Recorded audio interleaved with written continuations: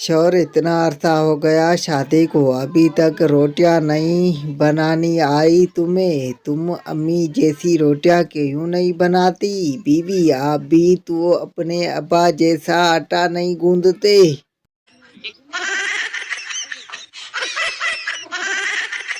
दुनिया मरीख से भी आगे निकल गई, लेकिन कुछ लोग अभी तक फ्री कॉल पैकेज करवा के रंग नंबर पर लड़कियों को कॉल मिलाकर पूछते हैं अली भाई घर पर है।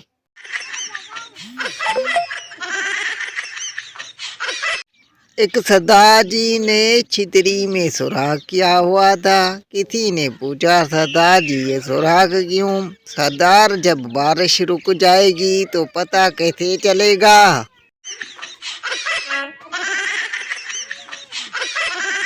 ये तो आपने सुना होगा, हर कामयाब आदमी के पीछे एक औरत का हाथ होता है, लेकिन एक नाकाम आदमी के पीछे जवाब है एक से ज्यादा औरतों का।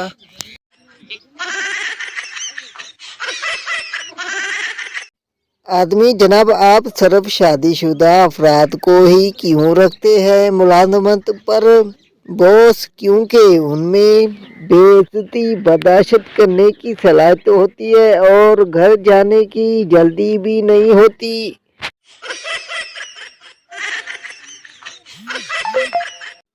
टीचर फिजिक्स की तारीफ सुनाओ। पापू टीचर पूरी नहीं आती, थोड़ी सी आती है। आखिर से टीचर अच्छा सुनाओ पापू, और उसे फिजिक्स कहते हैं।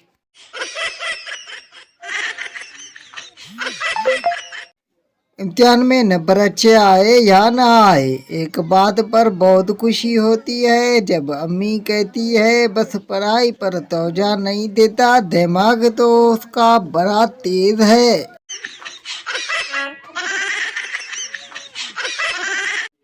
एक सरदार सीएनजी स्टेशन पर गया, वहाँ लिखा था यहाँ मोबाइल फोन इस्तेमाल करना मना है। सरदार ने दोस्तों को फोन किया और कहा मुझे फोन ना करना, मैं सीएनजी स्टेशन में हूँ।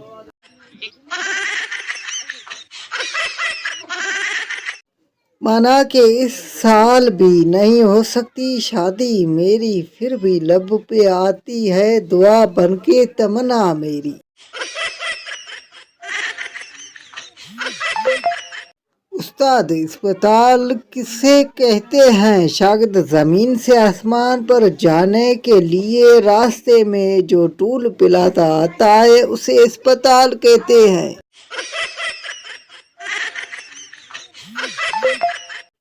वो कौम जिसकी मादरी ज़बान पंजाबी हो, कौमी ज़बान उर्दू हो, दफ्तरी ज़बान अंग्रेज़ी हो, दीनी ज़बान अरबी हो, कौमी तराना फारसी में हो और फिल्में हिंदी देखती हो, उनसे तरक्की की उम्मीद रखना ऐसे है जैसे कट्टे से दूध की उम्मीद रखना।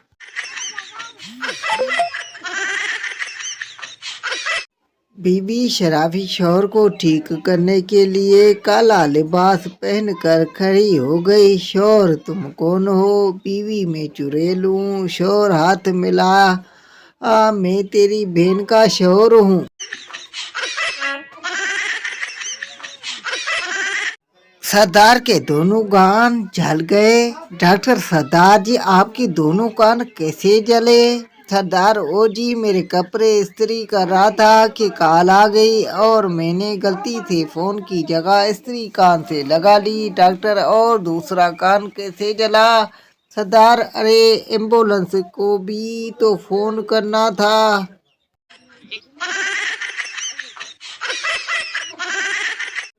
सरदार को दावतनामा मिला के पार्टी में सिर्फ लाल टाई पहनकर आना। सरदार पार्टी में पहुंचा तो देखकर हैरान रह गया कि लोगों ने पैंट और शर्ट भी पहनी हुई है थी।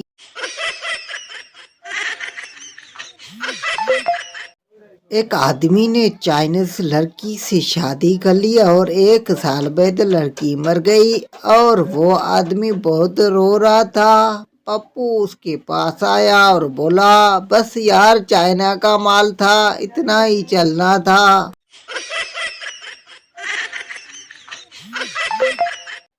एक फकीर घर के पास आवाज लगा रहा था, कोई बाबे नू रोटी खिलवा दो। बाबा चावल दी खा लेंदा है, बाबा आइसक्रीम दी खा लेंदा है, बाबा बर्गर दी खा लेंदा है। घर से आवाज आई, बाबा जुतियां दी खा लेंदा है।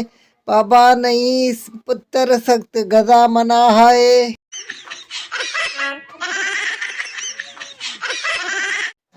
बेगम उठ जाओ, मैं रोटी बना रही हूँ। शोर तो बनवाओ ना, मैं कौन सा तवे पर लेटा हूँ।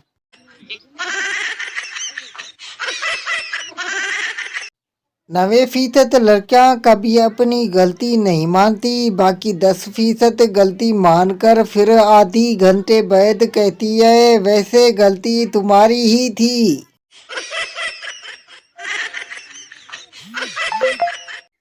सब्जी वाला सब्जी पर पानी छिड़क रहा था। काफी देर तक ऐसा करता रहा। खरीदार काफी देर इंतजार करने के बाद बोला, भाई साहब अगर ये बैंगन को होश आ गया हो तो 1 किलो तोल दो।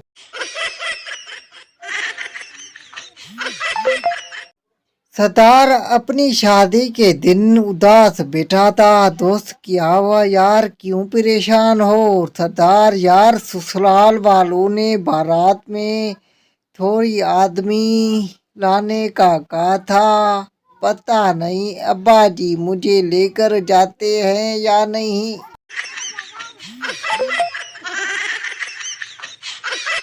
मुशाहिदे से पता चला है कि खवातीन की आधी उम्र तो अपनी उम्र कम करने में ही गुजर जाती है।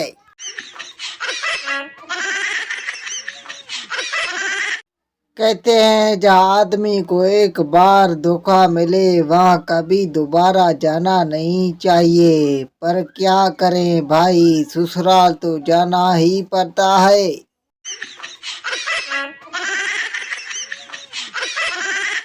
जिंदगी में कोई भी काम करने से पहले एक खातून से मशवरा ले ले, जो भी वो मशवरा दे उसका उलट करें, कामयाब हो जाओगे।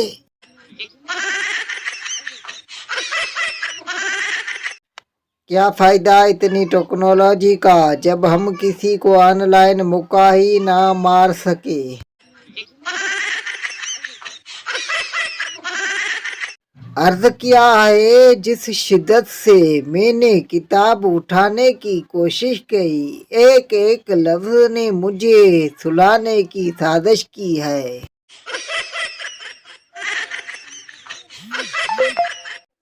3G 4G बहुत हो गया, अब तो बस एक ही जी का इंतजार है, वो है सुनिए जी।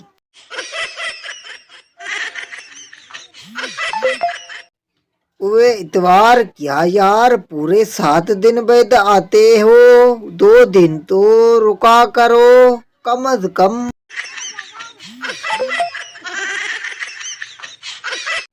सरदार की बीवी बोली, सरदार जी आप हजारों में एक हो। सरदार ने मार मार के बुरा हाल कर दिया और बोला, पता बाकी 999 कौन है।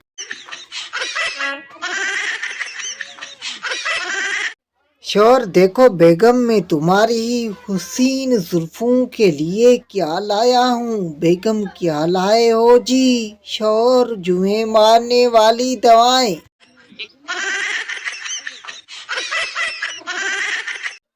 पप्पू तुमने कपड़े बहुत अच्छे पहने हैं। बबली शुक्रिया। पप्पू मेहंदी भी अच्छी लगाई है।